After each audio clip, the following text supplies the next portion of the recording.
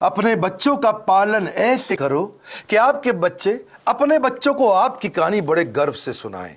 नमस्कार, मैं Vivek Bindra, founder and CEO बड़ा बिजनेस.com। आज बात करेंगे बच्चों को काबिल बनाने का सबसे बड़ा रहस्य।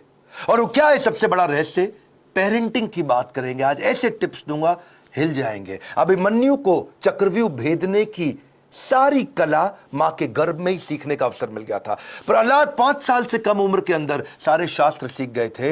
होलिका का दहन हो गया, लेकिन प्रहलाद का दहन नहीं हुआ। होलिका, जिसको आग में ना जलने का वरदान था, वो भी जल गई। पेरेंट्स वो पहले, they are first looking glass of their children. So to be in your child memory, बच्चों की मेमोरी में रहने के लिए आपको उनके जीवन में रहना पड़ेगा। सबसे पहले कितने भी झगड़े हो माता पिता के आपस में निपटा देने चाहिए। पेरेंटिंग है, मदरिंग फादरिंग नहीं है। मदर अकेले फादर अकेले नहीं, पेरेंटिंग दोनों चाहिए है। नुकसान बड़ा हो जाता है, वरना 1 साल तक बोलना और चलना सिखाते हो छोटे बच्चे को। आप 1 साल तक उसको बोलना चलना सिखाते हो, बोलो बोलो बेटा बोलो, सीखता है। और उसके बाद आगे कई साल तक आप उसको बोलते हो चुप बैठो चुप बैठो चुप बैठो चुप बैठो। बोलना भी बंद, चलना भी बंद, चुप बैठो चुप बैठो चुप बैठो। तो क्यों सिखाया 1 साल तक बोलो चलो, अब बोल रहे हो चुप बैठो। बच्चों को यह मत सिखाओ कि वो क्या सोचे, ये सिखाओ कि वो कैसे सोचे। Because a badly parented child is a lost child. परवरिश की परख जो होगी ना आपकी, वो इस बात से होगी कि बुढ़ापे में वो आपका कितना साथ देने वाले हैं। खराब परवरिश के कारण उसके सोशल स्किल वो खत्म हो जाते हैं, अनरिलायबल हो जाता है, अनस्टेबल, केयरलेस बच्चा होता है, आर्ग्यूमेंटेटिव होता है। आपका बच्चा रिजिड हो गया, जिद्दी है, रूड है, इनडिसिप्लिन्ड है, एंटी सोशल बिहेवियर हो रहा है, उसका अकेलापन महसूस करता है, कभी कभी पेसिमिस्टिक है, सेल्फ डिफीटिंग थॉट्स आते हैं, सीक्रेटिव है, बताता नहीं बातें अपनी, छुपाता है आपसे, सब कुछ छुपाता है, आपको दोस्त नहीं समझता, उसके अंदर फियर ऑफ फेलियर है। ये सब क्यों है? अगर आपकी पेरेंटिंग कमजोर है तो यही नुकसान होंगे। बच्चे बड़ों की बात सुनने में अच्छे नहीं होते, वो बड़ों को कॉपी करने में ज्यादा अच्छे होते हैं। भगवद गीता में कृष्ण ने कहा है, यद यद आचरति श्रेष्ठ तत्तद एव तरुजना। यद यद तत्तद, जैसा जैसा वैसा वैसा। मेरी बात समझिएगा, जैसा जैसा फादर कहेगा वैसा वैसा बच्चा नहीं करेगा, पर जैसा जैसा फादर करेगा वैसा वैसा बच्चा अपने आप करेगा। क्या मतलब हुआ? अगर आप बोलोगे तो नहीं मानेगा, आप करोगे तो अपने आप करेगा। इसका मतलब बच्चे कॉपी करना जानते, सुनना नहीं जानते। आप उन्हें इंस्ट्रक्शन मत दो, इंस्पिरेशन क्रिएट करो, वो अपने आप करेंगे। जैसा जैसा लीडर कहेगा वैसा वैसा फॉलोअर नहीं करेगा, लेकिन जैसा जैसा लीडर करेगा वैसा वैसा फॉलोअर अपने आप करेगा। और यही माता पिता और बच्चों के साथ भी होता है। एक बात समझिए कि greatest mark of parent is how they treat their child when no one is looking. जब कोई नहीं दिख रहा हो, आप अपने बच्चों को कैसे डील करते हैं। 3 F याद रखिएगा। फर्म रहिए बच्चों के साथ, जो काम की बात है उस पर टिके रहिए, फेयर रहिए, जबरदस्ती सजा मत दीजिए, और फ्रेंडली भी रहिए, ताकि कभी सजा देनी भी पड़ जाए तो मित्रवत व्यवहार बना रहे आपका उसके साथ में। टेक्निकली ना 4 प्रकार के माता पिता होते हैं, मेरी बात को समझना। एक होते हैं अथॉरिटेरियन, जैसा बोला वैसा कर, जितना बोला उतना कर, ये अथॉरिटी है। एक होता है डेमोक्रेटिक, मिल बांट करके बात करते हैं, बच्चों की सुनते हैं। पहले के ज़माने में अथॉरिटेरियन चलता था, आजकल डेमोक्रेटिक ज़्यादा ठीक रहता है। डेमोक्रेटिक मतलब बच्चों को इन्वॉल्व करें, उनको इन्फॉर्म ना करें, बच्चों के साथ मिलकर चर्चा करें, उनके साथ समय बिताएं, उनकी भी सुने अपनी भी सुनाएं। और एक और होते हैं परमिसिव, तेरा जो मन करता है कर ले, उसको जो चाहिए उसको दिला दिया, उसको जैसा गिफ्ट चाहिए उसको वैसा दे दिया, जो गाड़ी बाइक मांगता तुरंत दे दिया, जो मोबाइल चाहिए तुरंत दे दिया। परमिसिव, कोई मतलब ही नहीं है। लेकिन इससे भी ज़्यादा खराब है निग्लेक्टफुल, अनइन्वॉल्व। वो क्या है? बच्चा क्या कर रहा है, किससे दोस्ती कर रहा है, किसके साथ उठता बैठता है, कोई जानकारी नहीं है। कंप्लीटली नेग्लेक्ट कर रहे हैं। आप कौन है? अथॉरिटेरियन है, जितना बोला उतना कर। डेमोक्रेटिक है, मिल बांट के रिश्ता बनाते हैं। परमिसिव है, जो करना है कर। नेग्लेक्टफुल, पता ही नहीं है कि क्या कर रहा है वो। तो 4 में से सबसे अच्छा है डेमोक्रेटिक पेरेंट होना। बिकॉज आप नहीं तो बच्चा बर्बाद हो जाता है, वो झूठ बोलना शुरू कर देता है। और अगर वो ज्यादा झूठ बोल रहा है, इसका मतलब आपने बहुत रिएक्ट किया था उसकी पुरानी गलतियों के ऊपर, और फिर वो सीक्रेटिव हो जाता है और अपनी बातें नहीं बताता। मैदान में हारा हुआ इंसान तो जीत सकता है, लेकिन मन से हारा हुआ इंसान कभी नहीं जीत सकता। तो मन से ना हारे बच्चा। अब सुनिए पेरेंटिंग के असली टिप्स। पहला टिप, इनकरेज करिए अपने बच्चे को, वो बचपन से इनोवेटिव थॉट प्रोसेस बिल्ड करें। उसको ऐसे प्रश्न पूछिए कि वो इनोवेशन बिल्ड कर सके। दूसरा, उसके साथ बैठ के किताबें पढ़िए और अच्छे वीडियोस देखिए। ये नहीं उसको बता दिया, उसके साथ बैठिए, खुद भी पढ़िए, चर्चा करिए उसके साथ में। तीसरा, कुछ क्वेश्चनिंग का आपस में फॉर्मेट बिल्ड करिए, म्यूचुअल क्वेश्चनिंग, कुछ वो आपसे पूछे, कुछ आप उससे पूछो, और खास तौर से आप उससे पूछो, वो आंसर करे, ज़्यादा बोलेगा, रिलेशनशिप बनेगा। प्ले विद योर चाइल्ड, उसके साथ खेलिए, फ्रेंडशिप इज द की। उसकी दोस्ती हो गई तो आपसे कभी मन नहीं चुराएगा। अगला मेरा पॉइंट है बजटिंग। बच्चे को बजटिंग सिखाओ, उससे उसके इमोशनल रिक्वायरमेंट कम होगी, इंटेलेक्चुअल कैपेबिलिटी बढ़ेगी। बजटिंग का मतलब क्या हुआ, आप उसको बता सकते हो कि भाई तुम्हें 500 रुपया हफ्ता दूंगा, उदाहरण है, आप अपनी कैपेसिटी के हिसाब से डिसाइड कर लो। 500 रुपया हफ्ता मतलब 2000 रुपया महीना मिलेगा तुमको। अब तुम्हें कोई गेम खरीदनी है, कोई खिलौना खरीदना है, बहुत इच्छा कर रही है, लेकिन तुम्हारे बजट में नहीं आता, तो तुम एक महीना रुको, अगले महीने जब तुम्हारे पास 2000 की जगह 4000 हो जाएंगे तब खरीद लेना। अगर वो 6000 का है तो 3 महीना रुको, 3 महीने बाद खरीद लेना, पैसा इकट्ठा करो। इससे वो अपनी इमोशनल डिजायर्स को रेगुलेट करना सीख पाएगा। उसको बचपन से आपने थोड़ा थोड़ा फाइनेंस सिखा दिया, वो बचपन में ही कैलकुलेटर लेकर के समझने लग जाएगा, हिसाब लगाने लग जाएगा। उसको लर्निंग, स्पीकिंग, रीडिंग, राइटिंग, इसको बोलते हैं LSRW, इसकी प्रैक्टिस कराओ। अब कभी भी अगर कोई कहानी भी सुनानी हो बच्चों को, तो कहानी किसकी सुनाओ, कुछ हेल्दी फूड के बारे में, खाने की ईटिंग हैबिट्स के बारे में, या कुछ सक्सेस के बारे में कहानी सुनाइए। क्वेश्चन आंसर की टेक्निक बहुत काम आती है। उसको सिनेरियोज देकर के क्वेश्चंस करो कि अगर ऐसा हो तो क्या करना चाहिए, ऐसी परिस्थिति में क्या करना चाहिए, तो वो सोचेगा। जब वो अच्छा सोचेगा, उत्तर देगा आपको, तो अपने आप सफल होगा। उसको पैशन ओरिएंटेड कंटेंट दिखाओ। उसका वीडियो गेम खेलने का मन करता है, उसके अंदर देखो स्किल क्या है, उस स्किल के हिसाब के वीडियोज उसके साथ बैठ के देखो, उस स्किल के हिसाब के उसको स्किल की ट्रेनिंग भी दिलाओ। उसको अगर वो बाहर खेलने नहीं जा रहा है, अंदर केवल कंप्यूटर गेम पे लगा है, या केवल बाहर खेलने जा रहा है और कंप्यूटर पे बिल्कुल नहीं बैठता, इक्वल वेटेज दो। कंप्यूटर गेम्स से भी बच्चे का माइंड शार्प होता है, और बाहर भी खेलने जाए। यानी कि फिजिकल और इंटेलेक्चुअल दोनों कैपेबिलिटीज उसकी बिल्ड करनी जरूरी है। आप उसको अलग अलग सिनेरियो के जब क्वेश्चंस करते हो ना, तो उसमें रिस्क और फेलियर को भी थोड़ा थोड़ा आने दो उसकी लाइफ में। थोड़ा स्मॉल रिस्क, स्मॉल फेलियर आने दो, तभी बाउंस बैक करना सीखेगा। उससे वो प्रॉब्लम सॉल्व करनी सीखेगा, और problem solving is a game changer. मेरा एक इंपॉर्टेंट सजेशन है, अपने बच्चे के साथ में मोटिवेशनल कंटेंट बैठ करके कंज्यूम करें, यानी इससे उसका कैन डू एटीट्यूड बढ़ेगा। मैं भी कर सकता हूं। मोटिवेशनल कंटेंट के लिए जो भी अच्छे वीडियोस हैं, केवल मैं मेरे वीडियोस नहीं बोलता हूं, कई प्रकार की इंस्पिरेशनल स्टोरी बेस्ड वीडियोस आते हैं, कई एनिमेटेड वीडियोस होते हैं।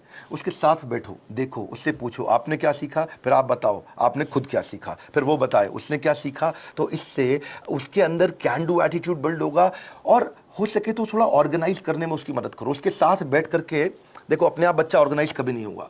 बेड लगाना तो आप मत लगाएं, अगर आप माँ हैं, बच्चे को साथ में लगाएं कि हम दोनों मिलकर आज बेड लगाएंगे, हम दोनों मिलकर आज अलमारी सेट करेंगे, हम दोनों मिलकर आज वॉशरूम साफ करेंगे, हम दोनों मिलकर के आज अपनी स्टेशनरी को ऑर्गेनाइज करेंगे, हम दोनों मिलकर के आज किताबों के कवर चढ़ाएंगे।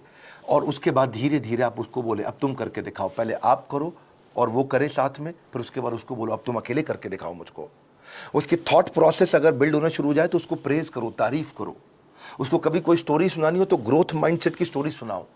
आपको उसकी तारीफ करनी, actions that are appreciated they get repeated. तो जिस एक्शन पे आप उसको अप्रिशिएट करेंगे, उस एक्शन को बार बार लेगा। जिस व्यवहार पे दोगे पुरस्कार, उसी को तो वो दोहराएगा बार बार। और आप क्या करें, जब भी चर्चा करनी हो, गोल ओरिएंटेड चर्चा करो, फ्री फ्लो चर्चा नहीं होनी चाहिए। और क्या मजे हो रहे हैं, बस आप लगे ही हुए, उसके बाद कुछ भी बात किए जा रहे हैं। सोचिए मैं इसको कैसा बनाना चाहता हूं, उस सब्जेक्ट की कहानियों पे चर्चा करो, गोल ओरिएंटेड। हाँ, बच्चे को माइक्रो मैनेज मत करिएगा कभी भी। छोटी मोटी गलतियां करता है, करने दो, हर समय नहीं टोकना। आप पॉजिटिव साइड बिल्ड करिए, नेगेटिव साइड अपने आप चली जाएगी। नेगेटिव साइड को मना करोगे कभी नहीं जाएगी। तो इसलिए पॉजिटिव सोल्यूशन ओरिएंटेड क्वेश्चन पूछो। अगर वो कोई गलती कर भी देता है, बताओ मत तूने ये गलत किया, उससे पूछो इसको और अच्छे से कैसे कर सकते थे बेटा, इससे अच्छा तरीका क्या है। ये क्या है, पॉजिटिव सोल्यूशन ओरिएंटेड क्वेश्चन। बेटा आपको क्या लगता है सबसे इंटेलिजेंट बच्चे इसको कैसे हैंडल करते, बेटा आपको क्या लगता है सबसे अच्छा तरीका इसको करने का क्या हो सकता है। तो वो बेचारा कंपल्शन में आपको सही आंसर देगा। जब वो बार बार सही आंसर देगा, बार बार सही आंसर देगा, तो उसके संस्कारों में बैठना शुरू हो जाएगा, और धीरे धीरे वो वैसे ही प्रैक्टिस में भी आ जाएगा उसके। इसके बाद इसी का तरीका, इसी को बोलते हैं इन्वॉल्विंग पेरेंट बनना, इन्फॉर्मिंग पेरेंट नहीं बनना है आपको। और तभी आप उसके सोशल स्किल और इमोशनल लर्निंग्स बिल्ड कर सकोगे। जो मैंने बजटिंग बताया था, मुझको याद आया, इससे उसकी इमोशनल ग्रेटिफिकेशन को आप डिले भी कर सकते हो। इमोशनल ग्रेटिफिकेशन डिले होगी तो बच्चा कहां से कहां पहुंच जाएगा। आप रूटीन बनाने का प्रैक्टिस करिए, पहले खुद का रूटीन बनाइए, तभी बच्चे का बनेगा। ये नहीं कि आप आजकल वर्क फ्रॉम होम में बिस्तरे पे पड़े हुए हैं तो बच्चा भी ऐसे ही लेटा रहेगा, बैठेगा, अपनी क्लास नहीं अटेंड करेगा वो। तो और क्योंकि आप स्ट्रगल करते हो रूटीन फॉलो करने में और वो भी ये स्ट्रगल करने लग गया, तो पूरा परिवार आगे बढ़ेगा, इंप्रूव करेगा। उसको अगर और स्टोरी सुनानी हो, जैसे मैं स्टोरी की बात बार बार कर रहा हूं, तो डिसिप्लिन की स्टोरी सुनाओ। और अगर वो डिसिप्लिन नहीं है तो चिल्लाओ मत, डिसिप्लिन की कहानी सुनाओ, तभी धीरे धीरे इंप्रूव करेगा बच्चा। अगर आपने उसको बोला ना, बेटा सॉरी बोलो, आंटी को सॉरी बोलो, बेटा तुम गलत कर रहे हो सॉरी बोलो, सॉरी बोलो, समझ नहीं आ रहा मैं कह रही हूं सॉरी बोलो, बड़ा बेकार बदतमीज बच्चा, सॉरी बोलो, तो वो क्या करेगा, उसको लगेगा सॉरी बोल दूंगा बच जाऊंगा, अच्छा सॉरी, उसको लगा ले मम्मी चुप हो गई, ठीक है आगे से मत करना। अब वो चला गया, उसको लगा देखो जल्दी बच के निकल गया मैं, सॉरी बोलो सॉरी बोलो सॉरी बोलो, कुछ नहीं होगा, सॉरी सोचो, सॉरी सोचो। डीलिंग ठीक नहीं करनी है, फीलिंग ठीक करनी है, कंटेंट ठीक नहीं करना है, इंटेंट ठीक करना है। फ्रूट्स बाद में मिलेंगे, पहले रूट्स चाहिए आपको। तो डिसिप्लिन की स्टोरी सुनाइए उसको, ताकि वो थॉट प्रोसेस बिल्ड हो जाए। पब्लिक में उसकी बेइज्जती कभी मत करो, आपको पब्लिक में उसकी तारीफ करो, बेइज्जती कभी करनी है, या बेइज्जती मतलब थोड़ा करेक्शन भी देना है तो प्राइवेट में करो, अकेले में करो। क्योंकि कंपेयर, कंप्लेन, क्रिटिसाइज ये कैंसर है। रिकॉग्नाइज, रिफॉर्म, रेक्टिफाई, यही उसको ग्रोथ देगा। बात समझिए कि आप उसका नेचर बदल ही नहीं सकते, आपको नेचर बिल्ड करना है, नेचर बदलना नहीं है, नेचर डेवलप करना है आपको। कभी परेशान हो तो उसको हक करो, उसको पॉजिटिव टच दो अपना, तभी बात बनेगी आपकी। उसको नए नए प्रकार के स्किल सेट सिखाओ। आजकल तो कोडिंग बचपन से बच्चों को सिखा रहे हैं, 5 साल का बच्चा भी आजकल मोबाइल ऐप बनाने की तैयारी कर रहा है। Code academy, white hat junior, code monkey, code Avengers, ये बहुत सारे अपॉर्चुनिटीज है जहां से आप बच्चे को कोडिंग सिखा सकते हैं। उसकी सेल्फ एस्टीम की बकेट को आप भर पाओगे इससे। एक्चुअली सेल्फ एस्टीम से याद आया, एक होता है इमोशनल कप। हर बच्चे का एक इमोशनल कप होता है, इसको ऐसे समझो। जिस बच्चे का इमोशनल कप खाली हो जाता है वो बच्चा बहुत गलत डायरेक्शन में जाता है। जिसका इमोशनल कप भरा होता है वो हाई सेल्फ एस्टीम के साथ ठीक आगे चलता है। इसके लिए आपको love, affection, sense of security और अटेंशन देना पड़ेगा, उसका इमोशनल कप भरा रहे। अगर आपने उसके साथ खेले, फ्रेंडशिप किया, क्वालिटी टाइम दिया और प्रेम किया, उसको प्रेज किया, अप्रिशिएट किया, उसका कप भरा रहेगा।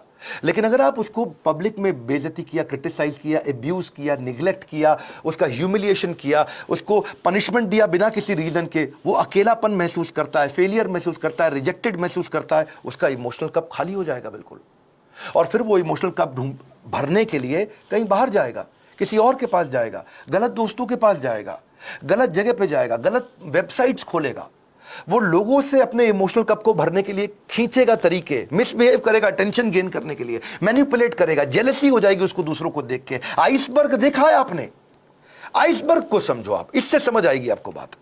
आइसबर्ग होता है वो बर्फ की चट्टान जो समुद्र के अंदर होती है, लेकिन 10% दिखती है, 90% पानी के नीचे होती है। आइसबर्ग में पानी के नीचे बहुत बर्फ है, वो दिखती नहीं है, दिखती 10% है, खाली ऊपर ऊपर। बच्चों की जिंदगी भी ऐसी आइसबर्ग के जैसी है। अगर उनका एंगर, उनका स्क्रीमिंग, वो चिल्ला रहा है, वो कोई बात छुपा रहा है, वो वायलेंट हो गया है, अग्रेसिव हो गया है, वो रो रहा है, ये खाली 10% ऊपर दिख रहा है, इसके नीचे 90% बहुत कुछ था। उसकी एंग्जाइटी, फ्रस्ट्रेशन, उसका डिस्ट्रेस, उसका ट्रस्ट ना कर पाना, उसका फेलियर, उसका ग्रीफ, उसका अनश्योर होना, उसका स्ट्रेस में होना, अटैक्ड महसूस करना, उसका हर्ट महसूस करना, उसका वरिड, अलोन, लोनलीनेस फील करना, ये सब समुद्र के नीचे था। और समुद्र के ऊपर क्या है? थोड़ी सी बर्फ दिख रही है। आप उस बर्फ को लेकर ट्रीटमेंट कर रहे हो, जो नीचे दिखती हुई बर्फ को लेकर कर रहे हो, जो नीचे छुपी हुई बर्फ है, उसको ठीक करना है। इसलिए करेक्शन नहीं, इंस्पिरेशन। बच्चे पता है, अगर आपको उनको सफल बनाना है, उनकी सफलता का स्कोर बोर्ड बना दो, गेमिफाई कर दो। इसको क्या बोलते हैं? Gamification of value inculcation. अगर आप उनमें संस्कार डालना चाहते हो तो गेमिफाई कर दो उसको। इसको गेम देखो, बिकॉज अगर स्कोर बोर्ड बना दोगे ना तो वो जीतना चाहेंगे। देखा आपने, क्रिकेट का स्कोर बोर्ड होता है, बास्केटबॉल का स्कोर बोर्ड होता है। जैसे स्कोर बोर्ड चालू होता है, बच्चे जल्दी खेलते हैं, एनर्जी से खेलते हैं। जब टेस्ट प्रैक्टिस मैच होता, क्रिकेट में भी पहली बॉल प्रैक्टिस बॉल फेंकते हैं, सुना आपने? कौन खेलता है उसने? बल्ला घुमाता नहीं बच्चा, ठीक, क्या फर्क पड़ता है, आउट भी हो जाए तो भी कोई फर्क नहीं पड़ता। लेकिन जैसे ही स्कोर बोर्ड शुरू होता है, बच्चे जान लगा के खेलते हैं, अबे जीतना है अपने को, एनर्जी आ जाती है उनकी। वैसे ही आप भी कुछ इसको वैल्यू, संस्कारों को बिल्ड करने के लिए गेम क्यों नहीं बना देते? कोई टोकन लेके आओ बाजार से, उस पे 1 रुपया, 2 रुपया, 5 रुपया, 10 रुपया लिखो टोकन पे, और उनके साथ डिस्कस करो। अगर ये बिहेवियर करोगे तो तुम्हारे इस बॉक्स के अंदर मैं 2 रुपए का टोकन डालूंगी, 5 रुपए का डालूंगी, 10 रुपए का डालूंगी, या डालूंगा अगर आप पिता हैं तो। और अगर तुमने ये गलत बिहेवियर किया तो ये टोकन बाहर निकल जाएगा, तुम्हारा रोज का स्कोर बोर्ड बनेगा शाम को। अगर वो सुबह टाइम से उठा तो 2 रुपया मिला, अगर उसने ब्रश टाइम से किया तो 2 रुपया मिला। रुपया मतलब पॉइंट, आपने बोला, मैं पॉइंट कह रहा हूं, उसको रुपया दें या पॉइंट दें, लेकिन बाद में उसको रिडीम करने का तरीका बना दो, है जी। अगर टाइम से होमवर्क किया तो 5 नंबर मिल गए या रुपया मिल गया। अगर आप वो समय से सोने चला गया तो 2 रुपया मिल गया। अगर वो समय से खाना खाएगा तो 7 रुपया मिल गया। अगर टेंट्रम करेगा तो काट लो, सामान फेंक रहा है इधर उधर तो काट लो, उसमें से निकाल लो, चिल्ला रहा है, गाली दे रहा है तो 7 रुपया निकाल लो, अगर मिसबिहेव कर रहा है माता पिता के साथ तो 10 रुपया निकाल लो, ओबे नहीं कर रहा आपकी बात, 7 रुपया निकाल लो, किसी को गाली देता है, थूक देता है किसी के ऊपर तो 10 रुपया निकाल लो। तो आपने तरीका निकाला।